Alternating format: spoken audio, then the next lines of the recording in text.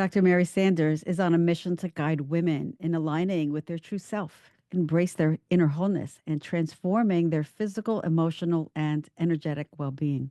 She's an expert in integrative healing approaches that combine the intuitive power of energy medicine with the proven tools of positive psychology. She helps people release what no longer serves them and helps them to cultivate balance, clarity, and an embodiment of self. She understands what it's like to be drained, feel burned out, and not have enough energy for yourself. She's on a mission to help women recognize when this is happening and what to do about it. She's a medical intuitive and a doctor of chiropractic with a master's degree in intuition medicine. I can't wait to hear more about that. She is also the host of the internationally acclaimed podcast, Energy Medicine Align Your Mind, Body, and Spirit. Do you want to experience thriving health, happiness, and purpose? Well, then stay tuned while I chat with Dr. Mary.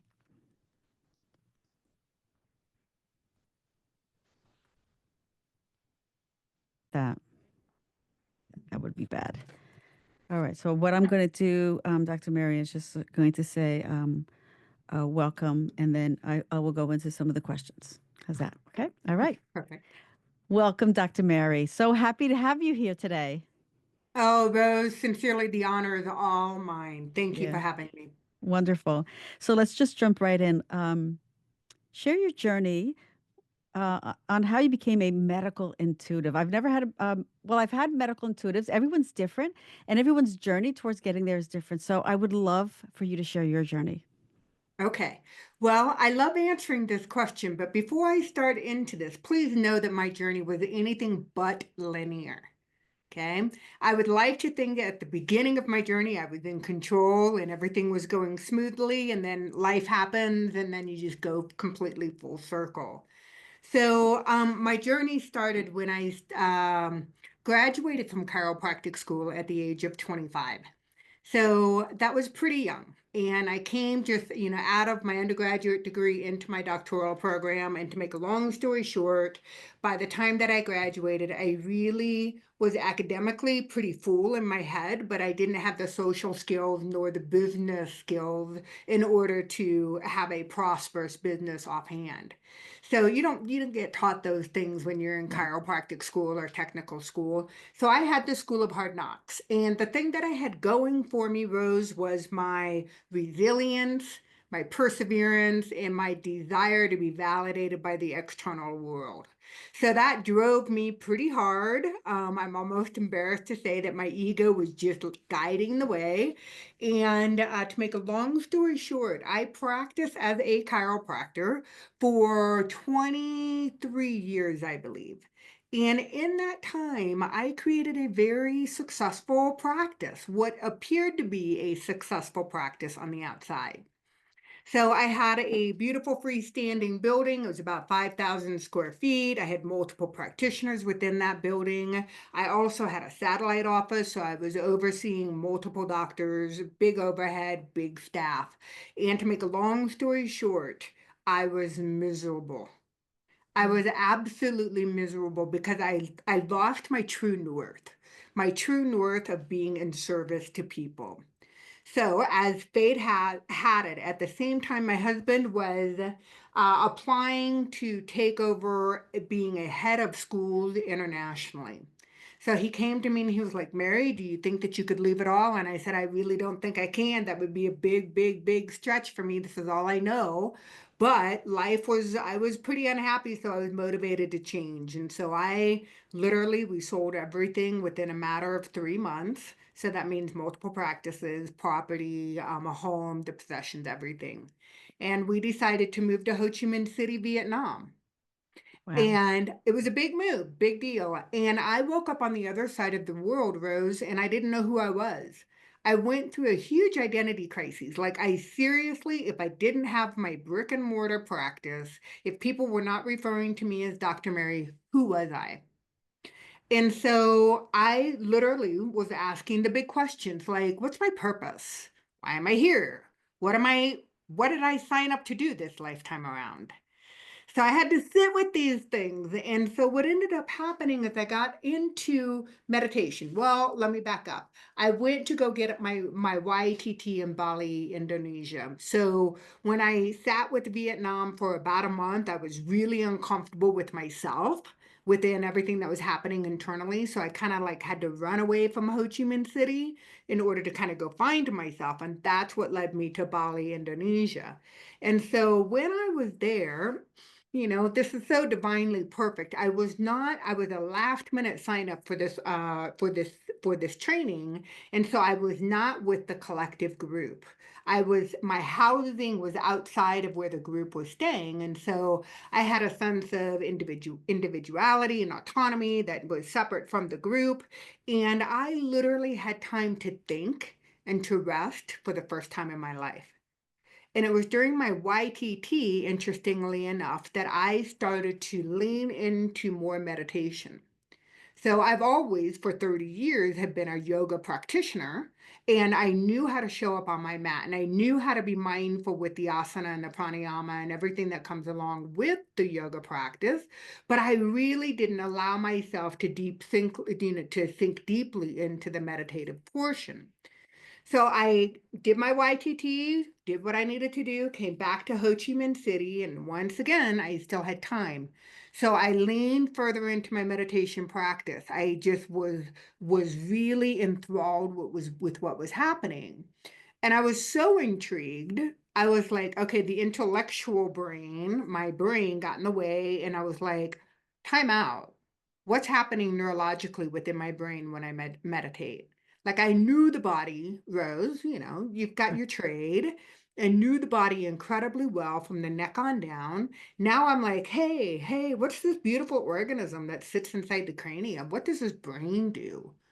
And so that's what prompted me to go study under Dr. Tal Ben Shahar in upstate New York and in Lenox, Massachusetts. And Mm. that's when I studied positive psychology. He was the guy that was teaching all about the neuroscience as to what happens within, the headspace within the brain when you meditate. And so I was fascinated, right?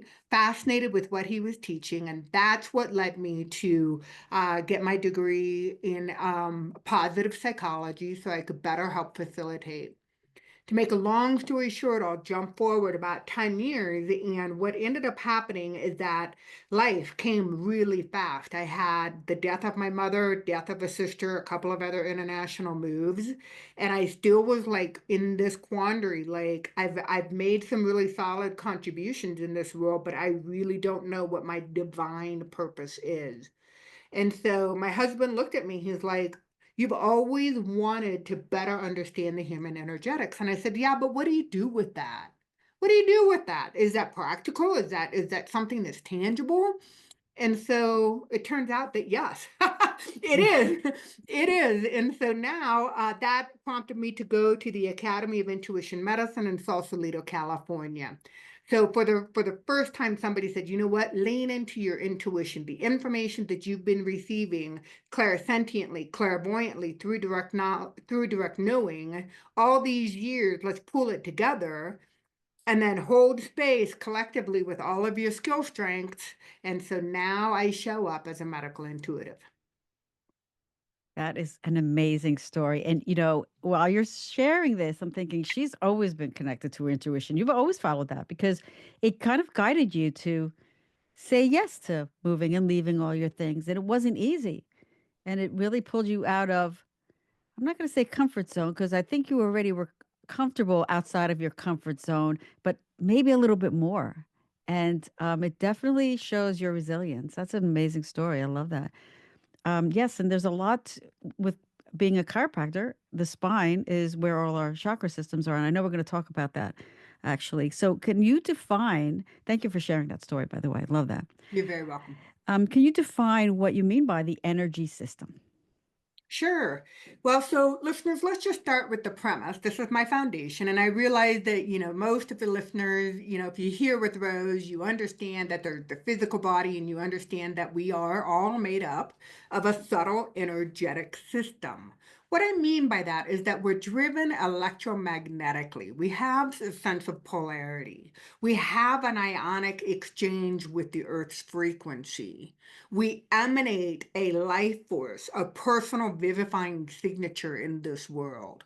So, and we are connected into all that surrounds us in a beautiful, intricate way. And so that's the premise that I'm coming from when I say energy medicine or connecting with the subtle energetic systems is something that is available to all of us, not just some of us, not just the minority or the 10 percenters. I'm saying everyone. If we choose to access some of the most sustainable energies that are available to us, we will be sinking into a loving and nurturing, supportive, caressing, deeply enhancing earth energy. And we're going to have that two-way exchange of releasing any and all discordant energy and receiving fresh nutrients at the same time. We're going to be running the circuitry of our life force energy, allowing it to enter into our physical body as our spirit becomes fully inhabited within his or human home. And then we can start to develop some of that Kundalini vibratory energy that runs within the trillions of the cells that we have within our body. These are all available to us so that we can saturate, fill up our, if you want to say, auric field or biofield, so that we can show up in this world with more of our essence. And if we're more in our essence, we can attract all that is in alignment with what our divine purpose is. I totally agree with you. That's great. I love that. Um, yes. And when we talk about energetic systems, you talked about already. You mentioned the auric field. So you call it the biofield as well, Mhm. right? So is that like the first point of contact for someone who it's like that outside, right? That cushion that's Yeah. outside of us, and the first point that somebody when they come into your field, they're like, okay, this person is like solid or cool or whatever. Um, and then you're talking also about the chakra systems, right? And do you also work with the meridians? I believe that that's part of the chakra system. Yeah, So, so the yes. meridians in Chinese medicine, they're all connected. There's so many energetic systems, I think, within our bodies, right? So having those in alignment really can help us stay in harmony and in balance with that. Um, so can you talk about the chakra system? And I know you talk a lot about the endocrine glands as well. Would you mind first identifying or explaining what the endocrine glands are, how they work with us, and then how the chakras and working with the chakras are related, and how can they can that system helps each other, or how that works? It sure does. I'd like to go back a few steps. You Sure. alluded to something that I want to drive home a point because I think that this is crucial for everybody to understand how energy enters into our physical system. So, surrounding us, I love these questions, by the way, Oh, Rose. So, I'm going to get there and I will answer your yes, questions. And if I don't, you of just let me course, know. of course. And so surrounding our physical body is an electromagnetic field that I've called the biofield or the auric field. And so there's a boundary that is that to our container. So what Rose was saying is that our environment, people, places, and things are outside of us will emigrate will put out an energy and it, in theory, should bump up against our boundaries, right? So that we can have a defense system around the external or environmental influences. But what ends up happening is that life happens, right? So we've been conditioned by people, places, things, and items that sometimes our boundaries are not as strong as what we would like them to be. There's rips, there's holes, there's tears, there's the perforations within the auric field. And so what that allows is the external environment, it allows an entry point for the energy to come into the surrounding biofield. Over time, energy can violate within the various different layers of the biofield and enter into the chakra system. Now, chakras are not new agey.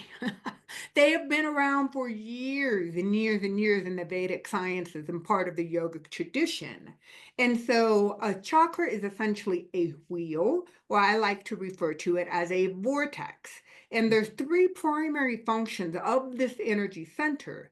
They receive the information from the environment, they assimilate that information, and then they express our life force back out into the environment.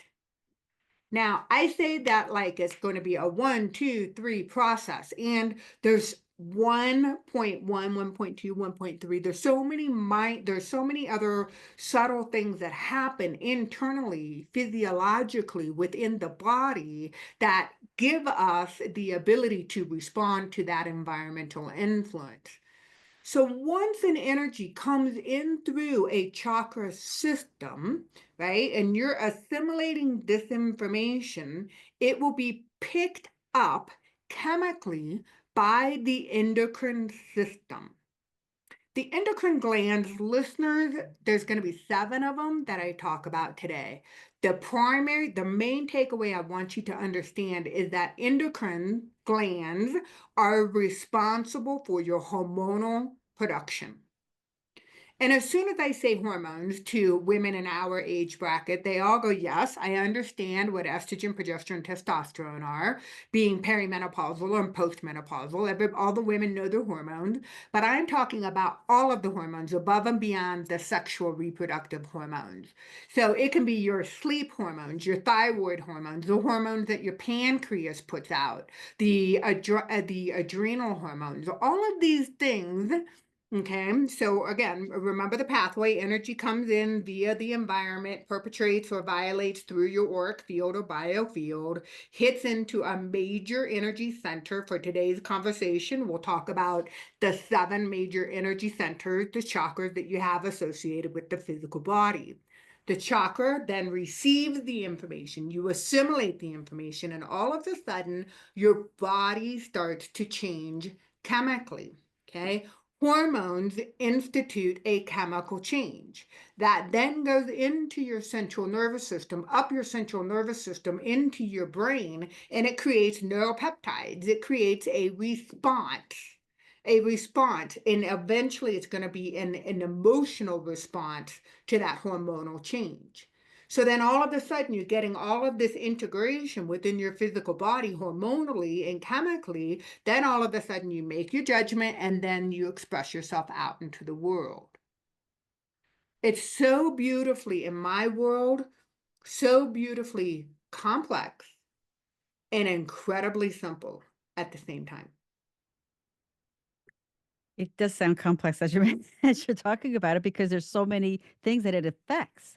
Like you're saying, okay, so we have imbalances in our hormones, and then it could create sleep imbalances, thyroid, in any of these sectors. But then it may not. So it depends, right? So like, how do we know? Okay, so how do we know? Okay, this imbalance is here, or is it here? Is it here? Like, how do we know in our bodies that okay, we're experiencing imbalances? Is it by our moods? Is it by an ache? Is it by what? What can you? What are the signs?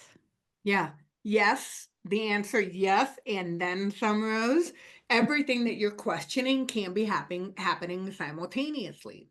The energetic body cannot be dissected out and being without being able to say, yeah, it's 100% energetic.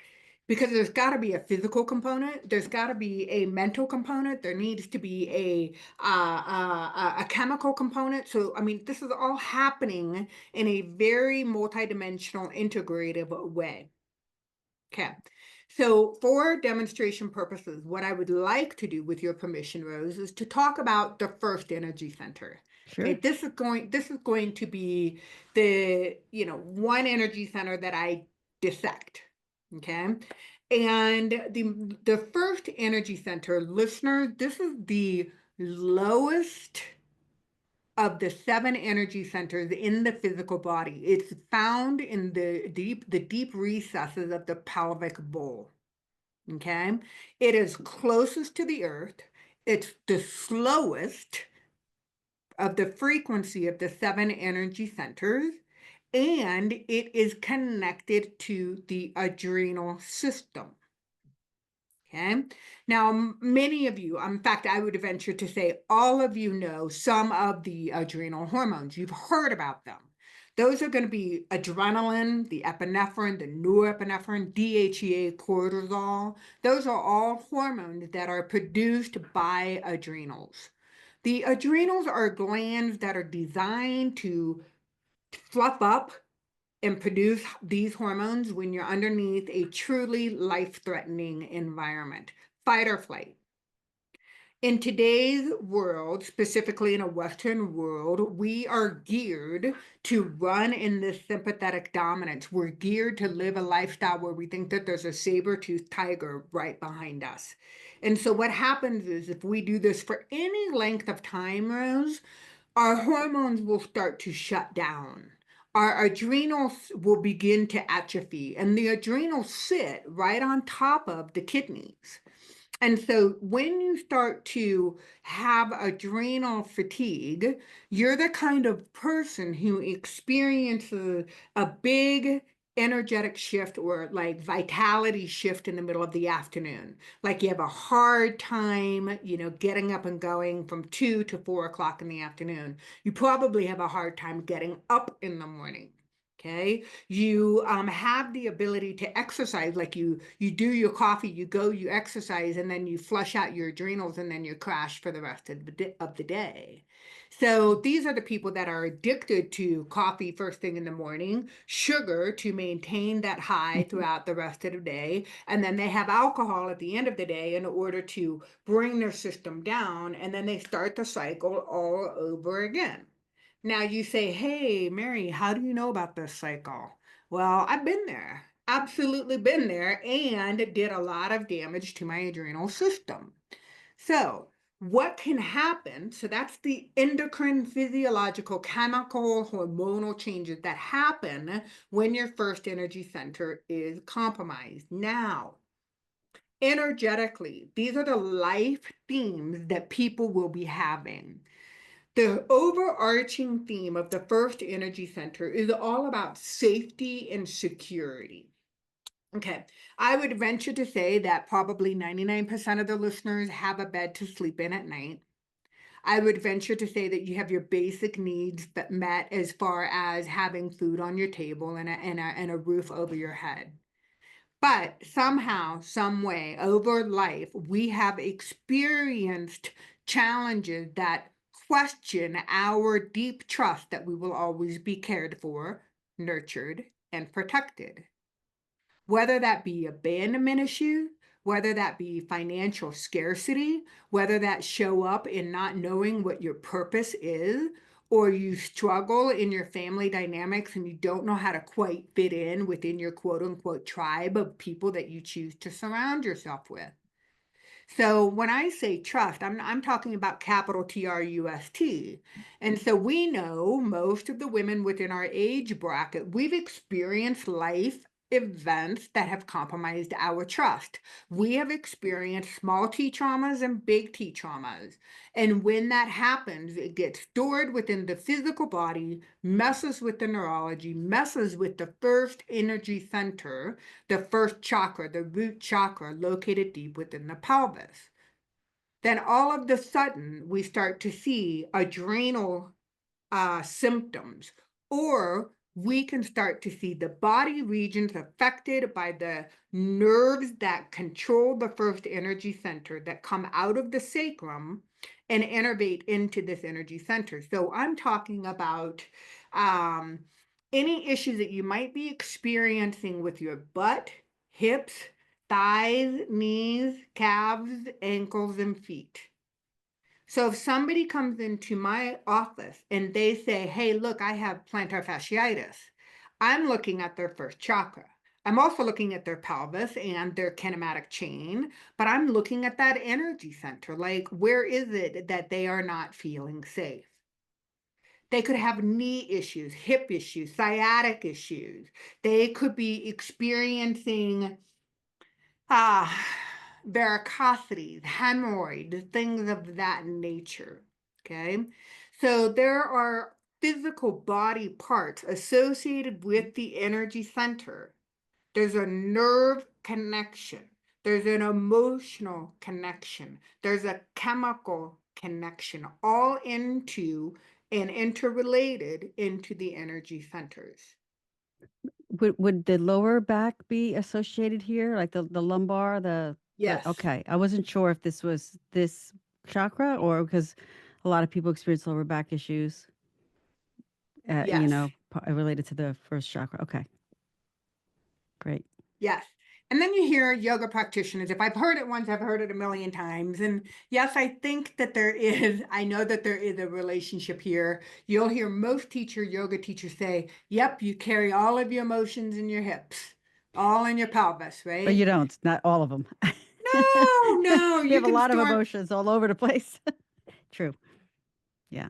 But a lot of them are because a lot of childhood ones may be stored here because we haven't yet resolved some of them. Would you agree with that? Yes, I would, because I do think that just like in Jungian psychology, the arrest of the development typically shows up in age, Mm, associated with various different age brackets. And I've seen the same thing happen as you ascend up the energy centers, the seven major energy centers that we have within the physical body, that you kind of have the same theme. So if you think about all of your unconditional messages, the wiring that you pick up from your environment by, once you're born, I have a belief system that before you were born yeah. in utero and then up to like 6 years of age, that can very much show up intimately within your first chakra. Yes. So, we're talking about some deep-rooted core issues. Yeah. And we all have them to a certain degree, but the more healing that you do within these centers or these regions, the deeper that you can unravel some of these issues. I also believe that it's some of this is ancestral, so it comes from the mom or even the dad. It could be. I think mostly the True. mom because she's carrying you for so long, and she's has unresolved issues as well. And I think that we pass them along. Um, and I've heard that also that theory from other experts. But as you're describing this first chakra, and you're talking about all this stuff, I'm getting teary eyed here because I can relate to a lot of what you're saying. And I'm thinking that the first chakra is the one that we really need to focus on, probably more than anything. We're all want to focus on our third eye and opening up our third eye and connecting with our intuition and our heart chakra. But I'm like, I really need to go back to the basics and ground our energy or ground my energy personally. Yeah. Yeah, Rose, listeners, I'm over here applauding Rose, because what she just described is spot on. Spot on. Meaning that the more intimately that we can ground down, meet and greet the frequency of Mother Earth, trust that she has us, we are supported and nurtured. The more we can do that, then we can trust and allow the energies to flow through us.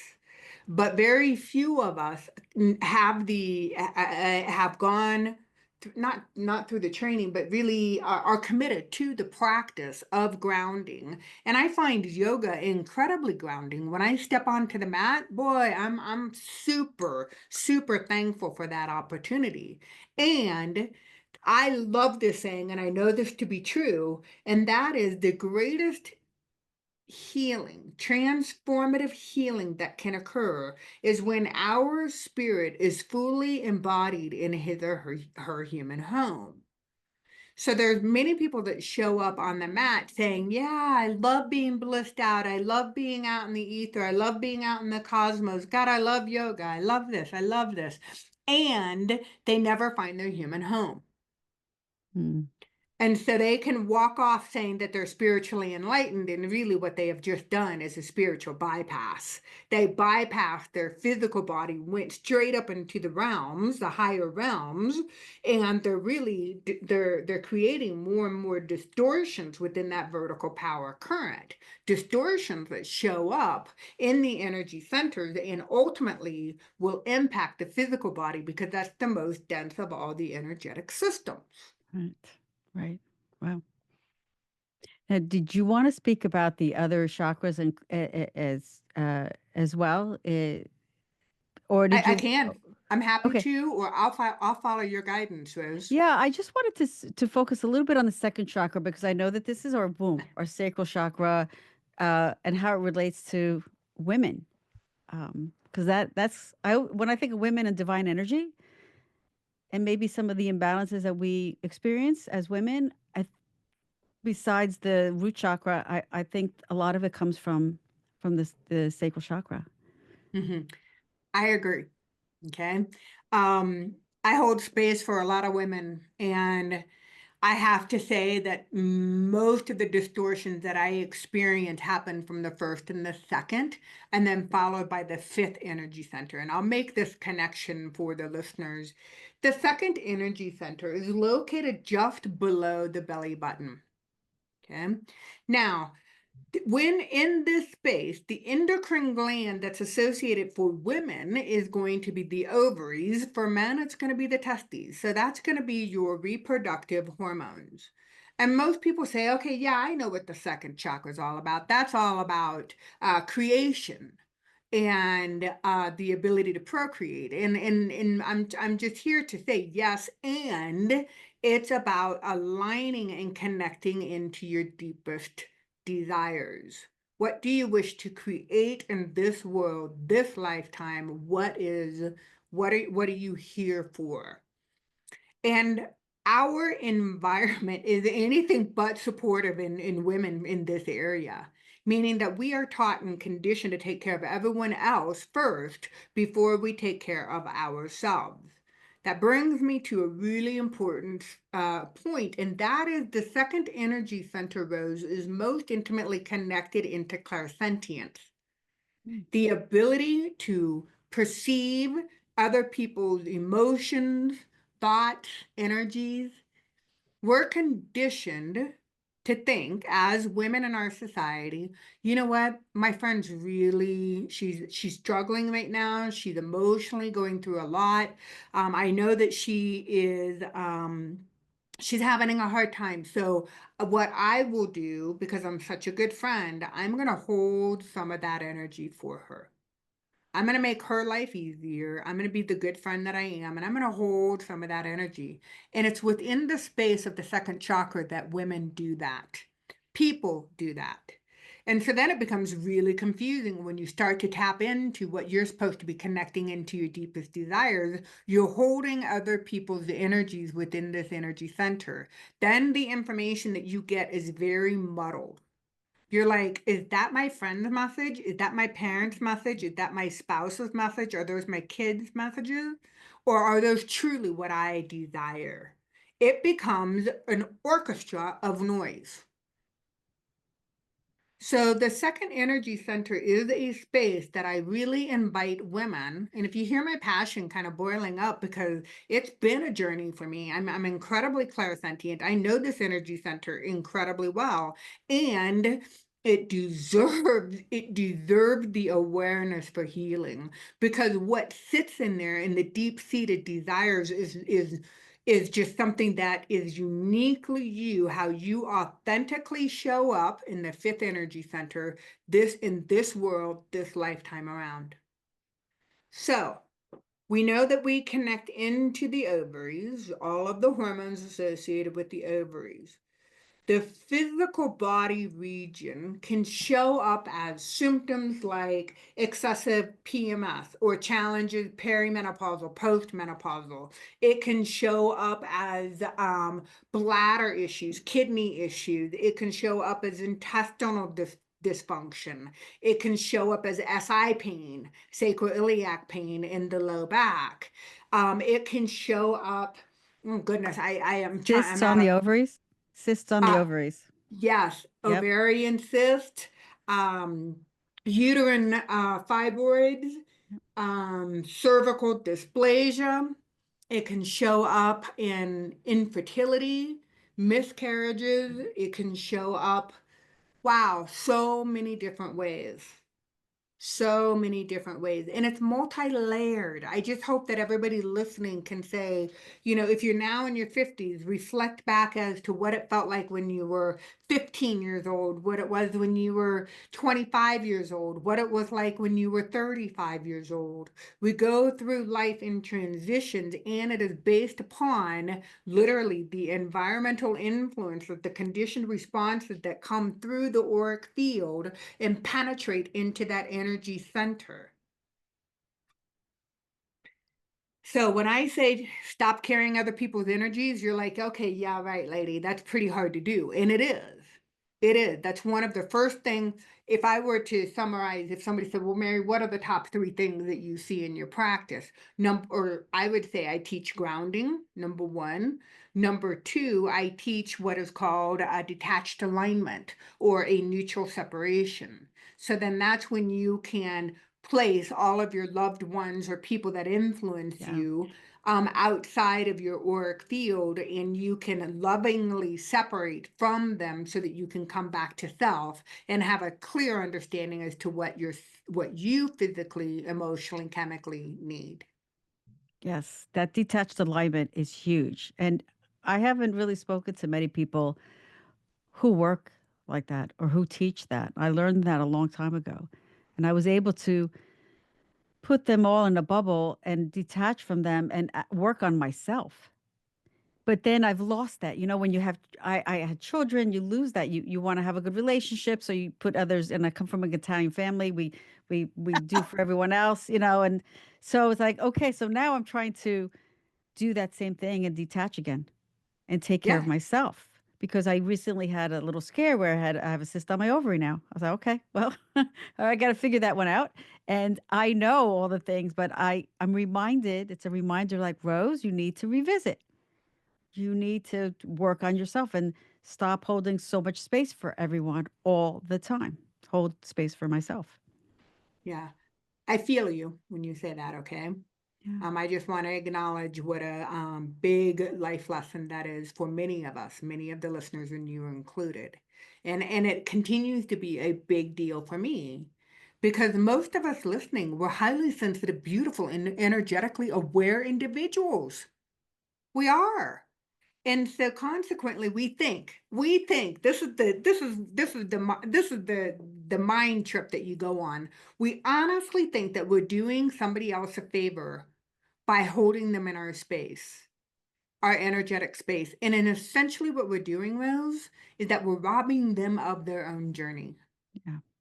And as a parent, that's like, I'm not a parent, but as a parent or an aunt or someone that cares for others, that's that's like the hardest thing to do. Fly, little bird. Go have your own experience, your own journey, and let me come back to self. Right. And so you learned this back probably, before you had kids. And I didn't learn this modality or this technique until after I went through 23 years of being in service for other people. And let me tell you something, I physically compromised. I really, really did a number on my physical body, all for the sake of other people.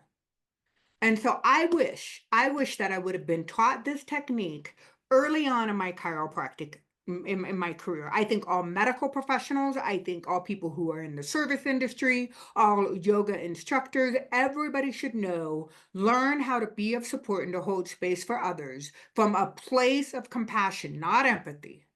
Come from a place of compassion and neutrality that allows the other people to have their experience so that you have a sense of autonomy and individuation and you know what's yours and they know what's theirs. Yes. Amen. I agree. Yeah. Yeah. Amen.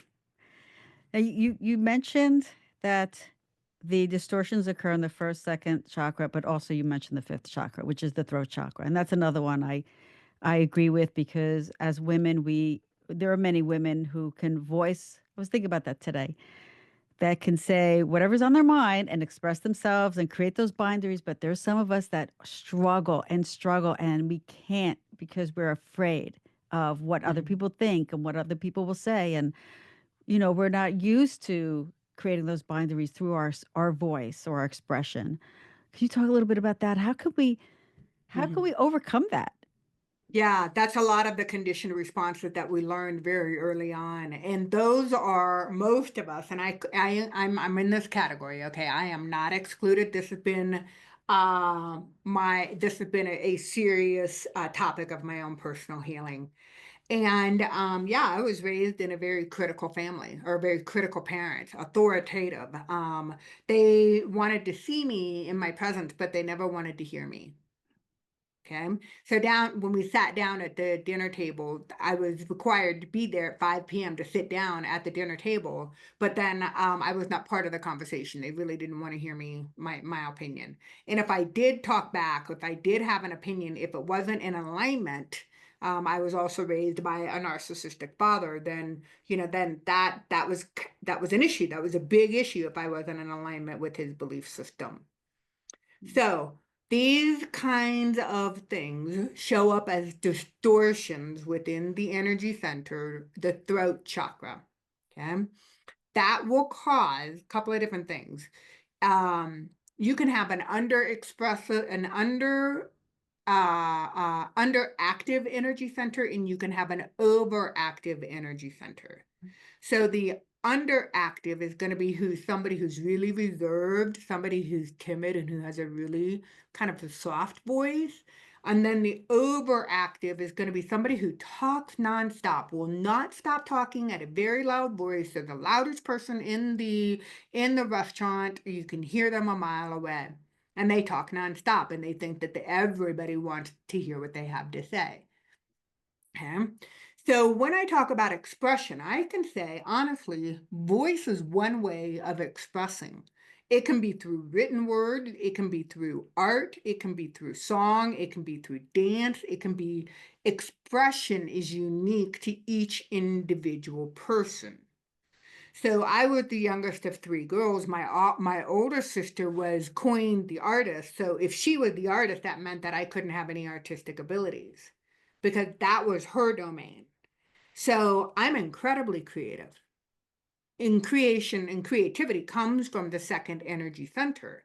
And I was really compromised at my willingness to voice that, to bring that out into the world.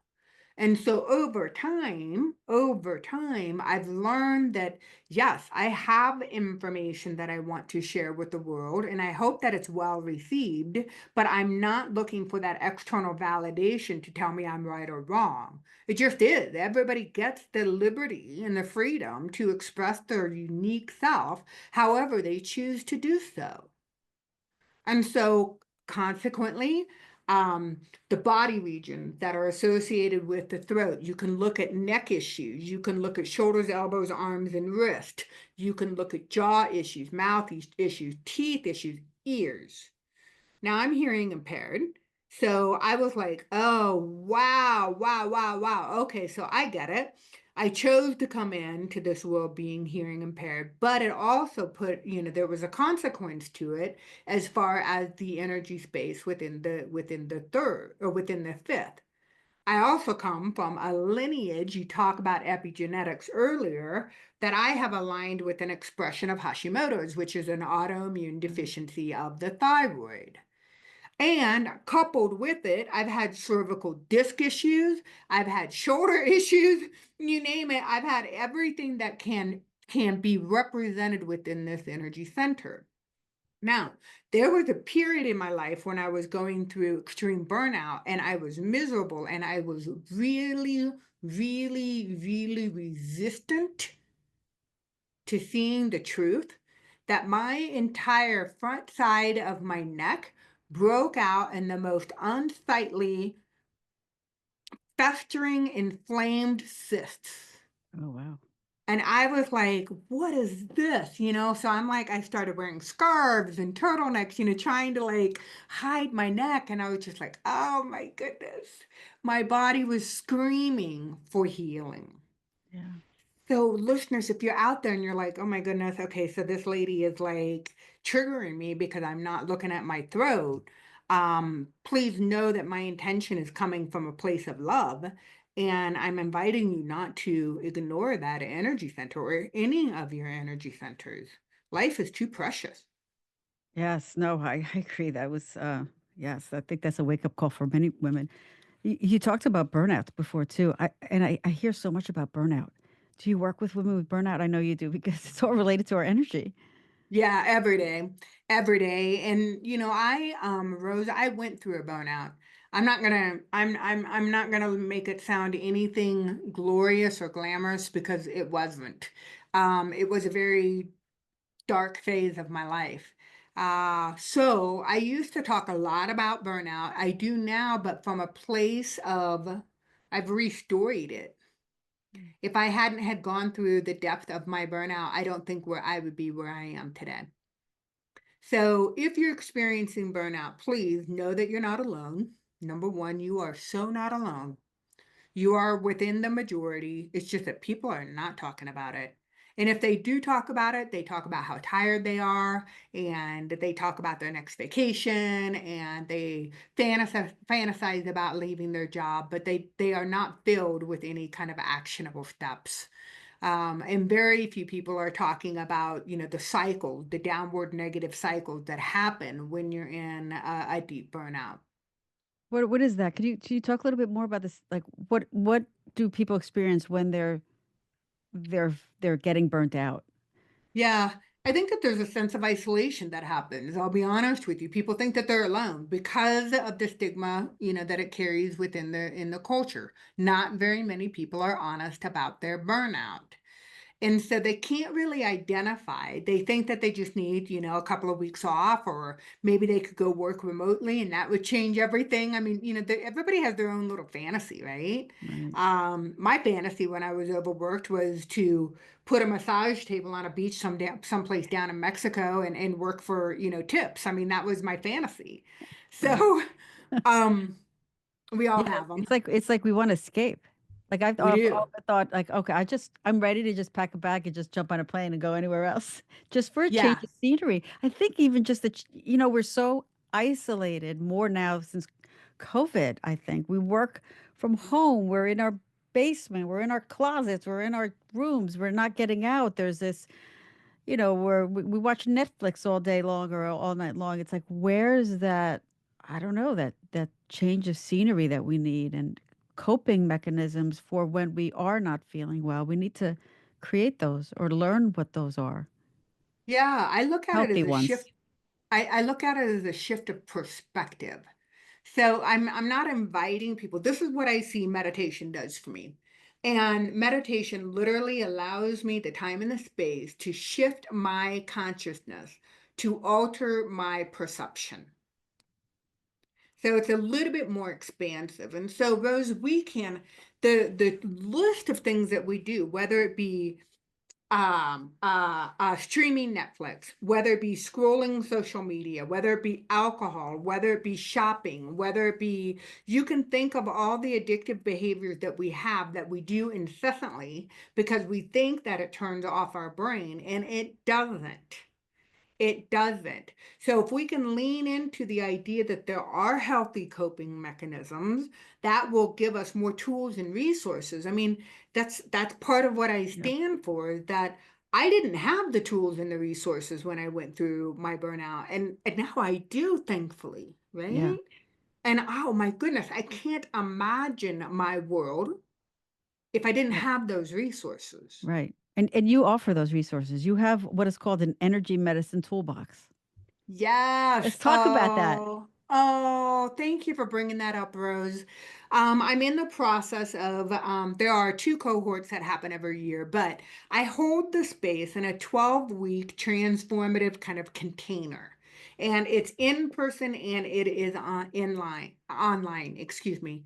So I teach the various different energy systems that I've talked about: earth energy, life force energy, kundalini. I help people identify their boundaries and how to neutrally separate, then to charge, to cleanse, to clean, to fortify your energetic system. So, this whole process, I mean, it is like so. I've had the opportunity to hold space for others, and I'm really starting to appreciate how beautifully layered it is to help support the evolution of somebody's energetic development. And these are, when I say toolbox, these are practical tools. that you can do every day, and not just for the 12 weeks that you're in the course. This can really alter your lifestyle if you choose it to. Yeah. And so then we end that program, the first phase of it, in really learning what it's like to sit and to expand into the space of the eighth chakra, where our essential motherboard of our programming. So this is our area of manifestation. And then we begin to use our breath combined with bandhas, yoga bandhas, in order to ascend up and out into the area of the space of the quantum field, so Mm. that we can then begin to align with the version of self that already exists out in the quantum, to bring it back into the physical body for manifestation on this physical plane. So I'm like, in the realm of possibilities, to know that I get to hold space for other people in this process is so, I don't even have a word to Yeah. describe it. It's humbling. It's, Rewarding, oh my God, it right? then that's just, that's not even the right word in the English language. I don't have a word for it. It's beautiful. And I want to tell people that you have an amazing podcast as well. And you did talk about this quantum field and quantum leap and all that.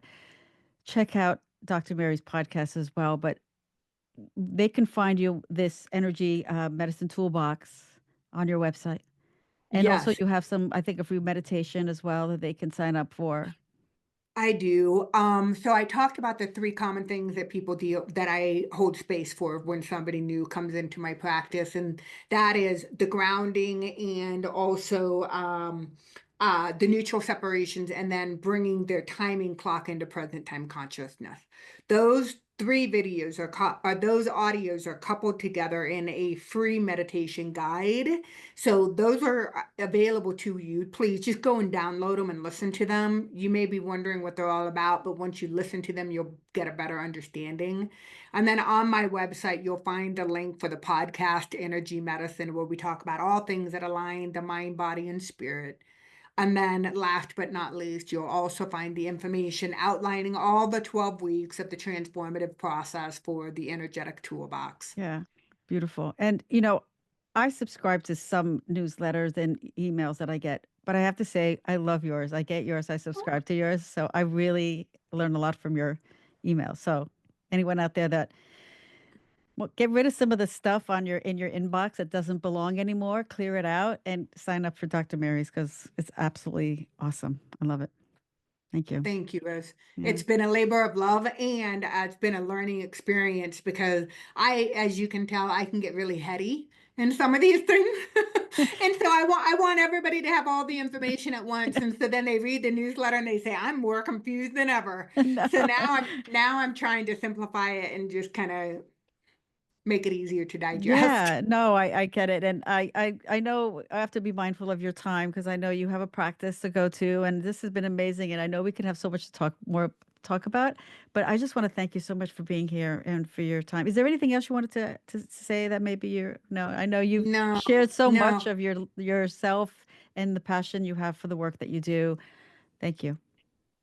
Rose, I will say that as being sensitive, beautifully sensitive, like all of the listeners, I can feel all of you, and I can tap into the essence in your beauty and your ability to expand. So, oh, wow, what an honor to be able to connect with all of you today. So, thank you.